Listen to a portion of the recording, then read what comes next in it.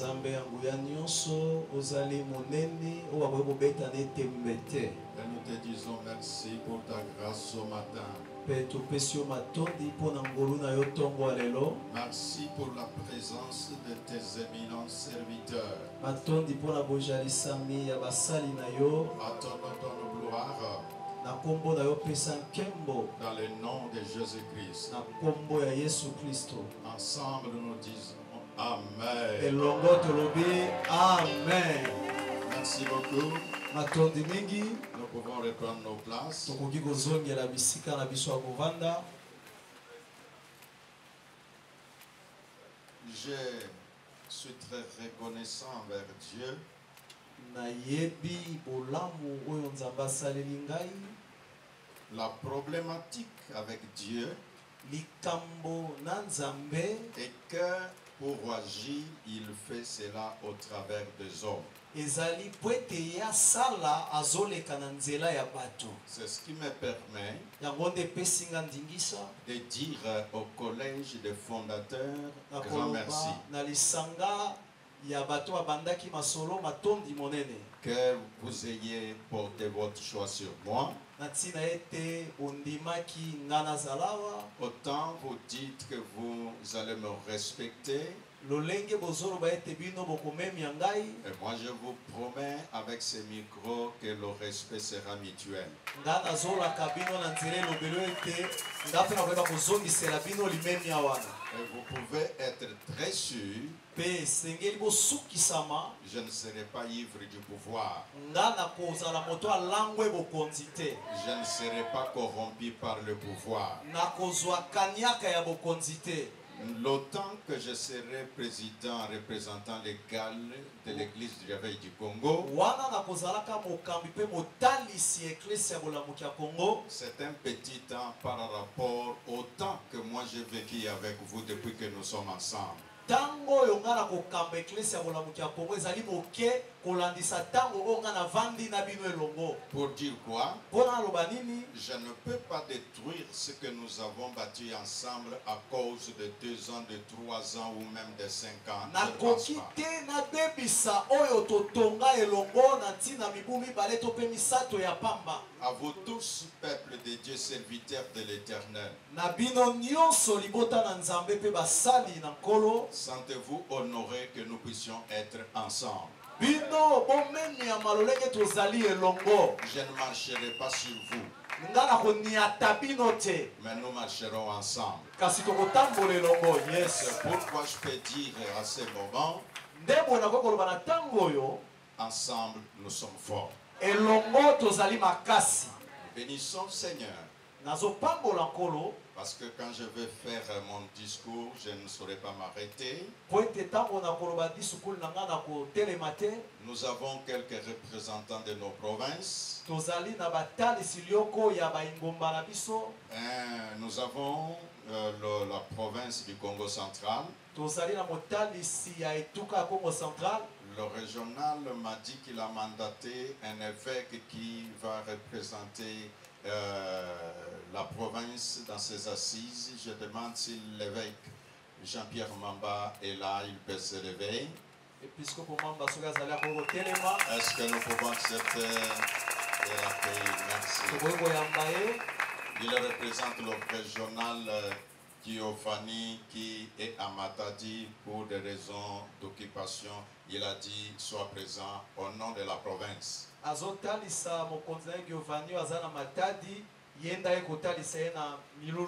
Merci beaucoup.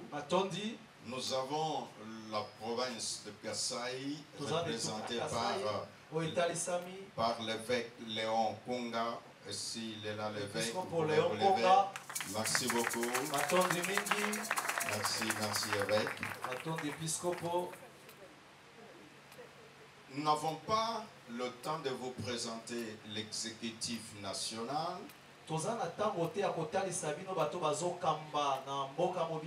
Mais je pense, en tant que représentant légal, vous présenter l'exécutif régional. Parce que ce sont eux à qui j'avais confié la mission de pouvoir travailler afin que nous soyons ensemble comme nous le sommes cet avant-midi.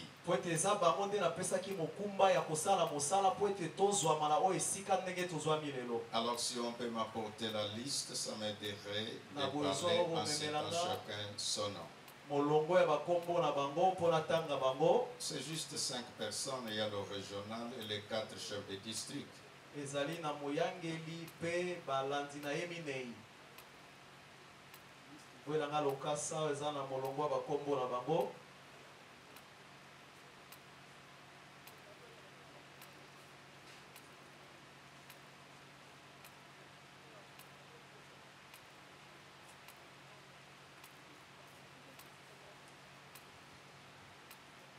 D'abord, je commence par le numéro 1, donc le régional, parce que notre Dieu est un Dieu de leadership.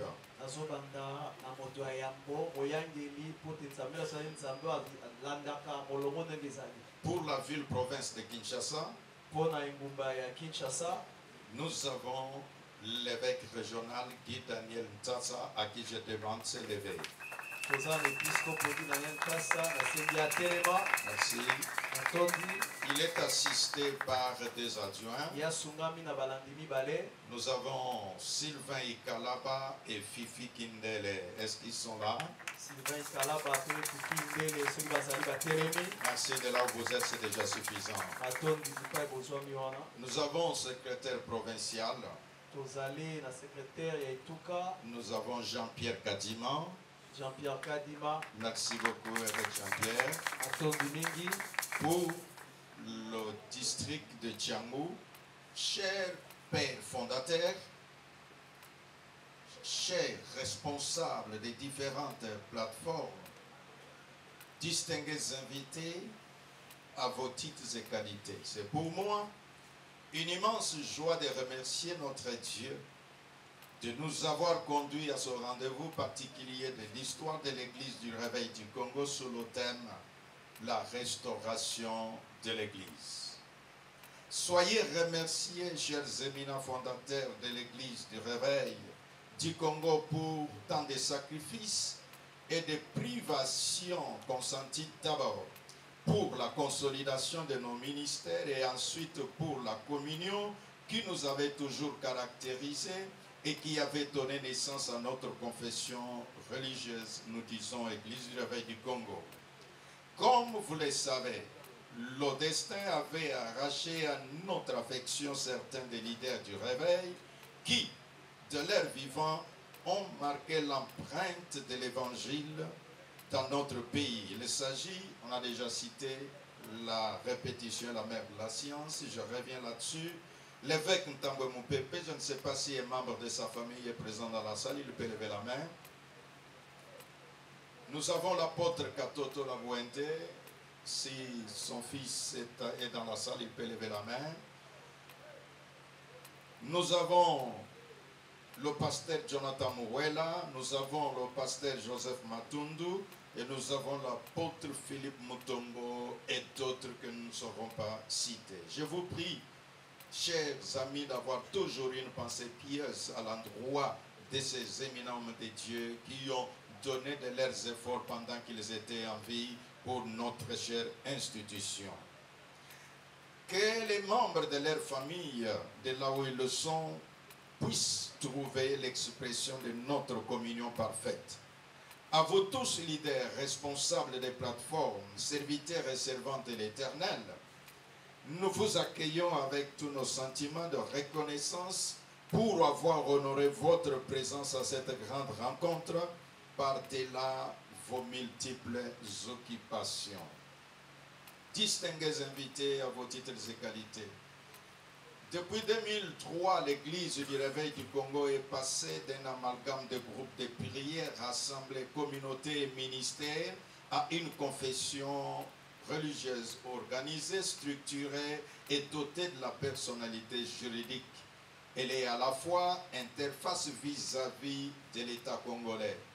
Pour la bonne compréhension, quand nous parlons de l'interface, c'est à ce titre-là que vous nous voyez.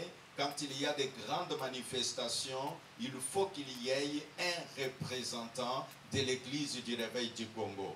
Ainsi dit, comprenez dans la multiplicité d'assemblées, de confessions, et que vous puissiez avoir un représentant auprès des institutions, c'est quand même une fierté. Et moi j'ai dit, vous alliez même vous applaudir pour vous-même, que vous n'êtes pas n'importe qui, n'importe quoi comme organisation, mais vous êtes une institution ecclésiastique.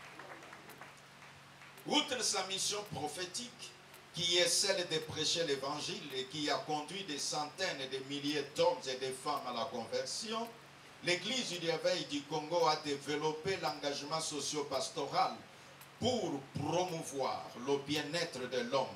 Partenaire social de l'État, l'RC avait depuis 2008 mis en place un système éducatif.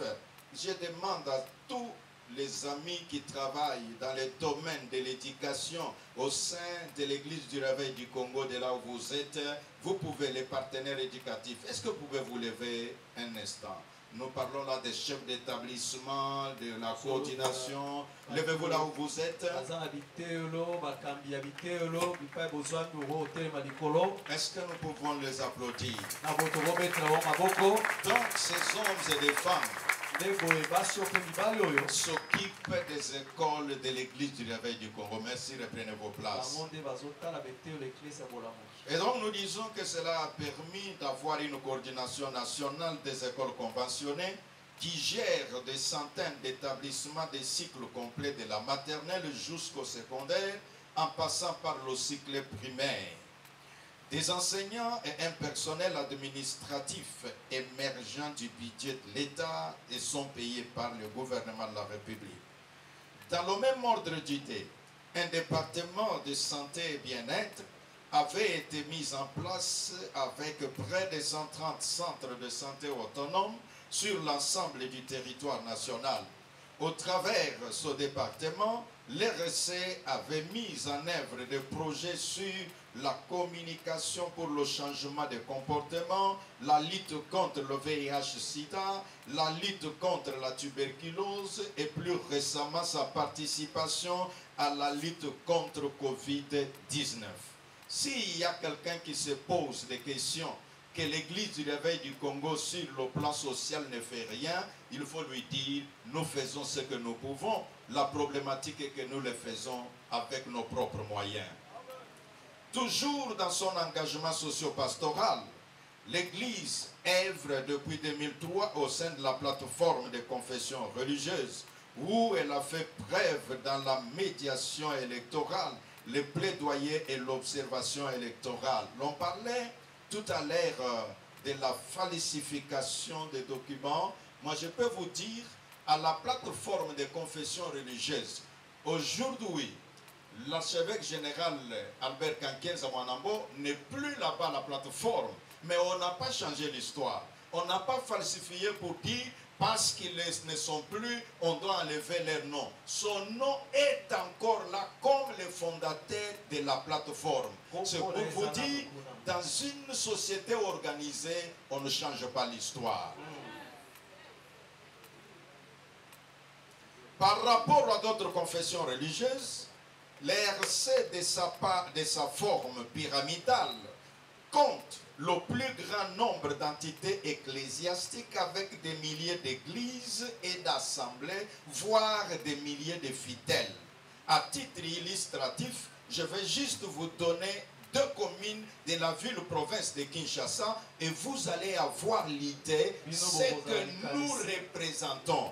Et là, nous pouvons nous adresser également au gouvernement de la République en disant l'Église du Réveil du Congo n'est pas la moindre des institutions religieuses.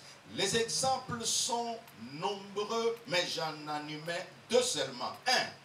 Je vais à la commune de Selembao, qui compte 277 assemblées du Réveil, 4 paroisses catholiques, 10 paroisses de l'Église du Christ au Congo, 4 temples des témoins de Jéhovah, 3 paroisses de l'Église kimbanguiste, 2 paroisses de l'armée du salut, 2 paroisses de la communauté adventiste et une mosquée des musulmans. Est-ce que vous pouvez en établir la différence? Deuxième exemple, je vais à la commune de Lemba où j'habite. Dans la commune de Lemba, l'église du Réveil du Congo, compte collaboration peut revêtir la forme d'une subvention. Mais sur ce point-là, l'église du Réveil du Congo ne reçoit aucune subvention. Or, c'est inscrit dans notre constitution. Fin de citation.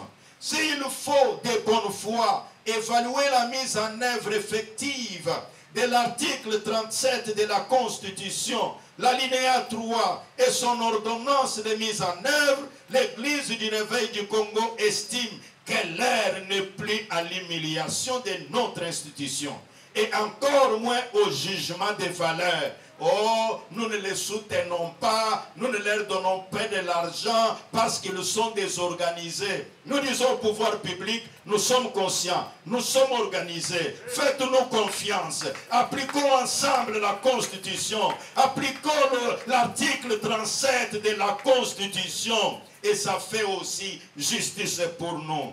Tel nous paraît une justice distributive. Chers leaders du Réveil, unie et réconciliée avec Dieu et avec elle-même, l'Église du Réveil du Congo va conforter sa crédibilité auprès des fidèles et de nos dirigeants.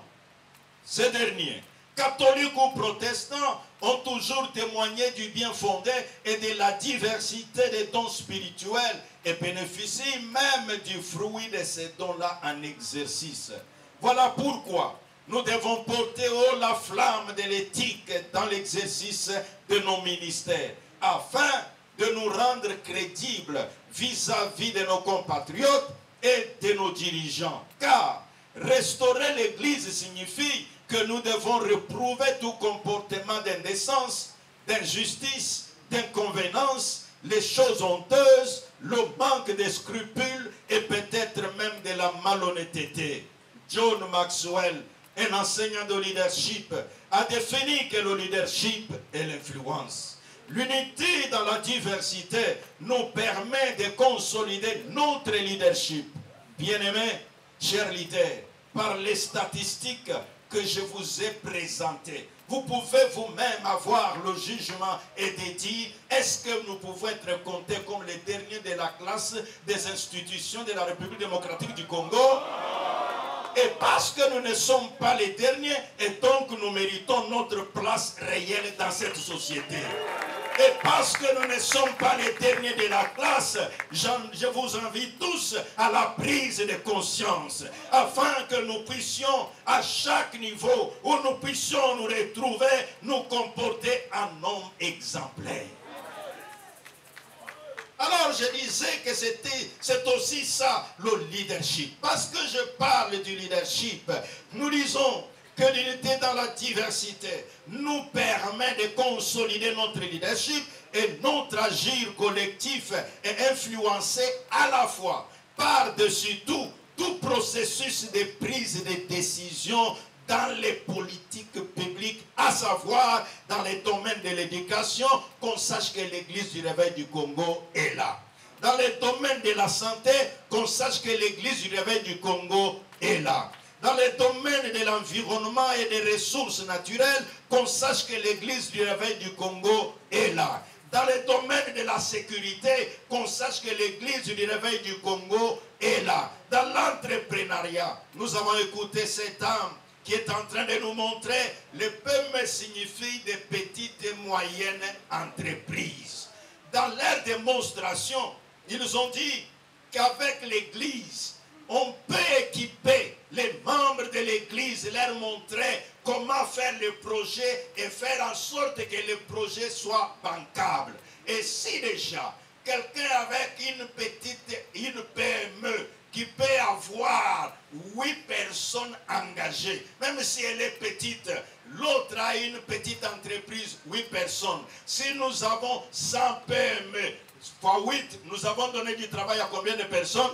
À 800 personnes. Et si nous y allons par 1000, nous avons engagé combien de personnes? 8000 personnes. Et si c'est 1 million de PME, nous aurons engagé combien de personnes? Est-ce que nous n'avons pas contribué à l'épanouissement de l'économie de la République démocratique du Congo? C'est pourquoi l'appel est lancé à cette rencontre de la restauration. Nous disons à l'Église du Réveil du Congo et son leadership que la restauration est possible. Et quand nous parlons de restauration, ce n'est pas seulement la restauration en termes de parler en langue, c'est aussi la restauration en termes de puissance économique. Ainsi, pour nous permettre de travailler de manière professionnelle et atteindre nos objectifs, l'exécutif national, sous mon impulsion, venait de valider un programme à court terme, à 3 piliers. Nous avons parlé de l'identification. Faites-vous identifier. Vous savez, il y a des gens, nous les rencontrons partout. Vous lui demandez, tu es de l'église de réveil? Il dit, oui. Est-ce que tu es identifié? Mais c'est là, et tu seras le premier quand il y aura des bénéfices. Oh, ma kambuango toa kuma nango clarté. Bazaku identifié yo na commune nin. On t'identifie dans quelle province? Écoutez les amis de province, aux évêques régionaux, faites de la manière en sorte que l'identification se fasse proprement, car bientôt nous aurons un fichier. Et ce fichier-là sera transmis au service de l'État. Et l'État, qui est notre partenaire, pourra en tenir compte à bien des degrés. Là, je ferme la parenthèse. À ce sujet, je disais que la rencontre de la restauration, celle que nous avons aujourd'hui, et nous aurons également l'installation des comités ecclésiastiques suivis des sacres des évêques institutionnels et aussi du sacre de l'archevêque président. Et là, pour vous dire, comme institution, préparons-nous pour des grandes choses. Nous voulons nous présenter comme, non seulement en termes de statistiques, mais quand nous nous mettons, si une convocation est donnée et les gens qui nous voient savent qu'effectivement, l'Église du Réveil du Congo, ce n'est pas seulement du papier en tête, c'est une réalité dans la société. À ce sujet, je lance dès aujourd'hui l'appel à toutes les églises, assemblées, groupes de prière, ministères et plateformes du réveil à travers notre pays à venir se faire identifier en leur qualité de membres de l'église du réveil du Congo auprès de nos entités ecclésiastiques respectives. Cette opération d'identification se fera en collaboration de temps en temps avec des services compétents de l'État. La nécessité étant d'avoir un fichier de toutes nos assemblées, de toutes nos plateformes, afin de les faire bénéficier, les appuis tant sur le plan de la formation et aussi que le plan du bien-être général.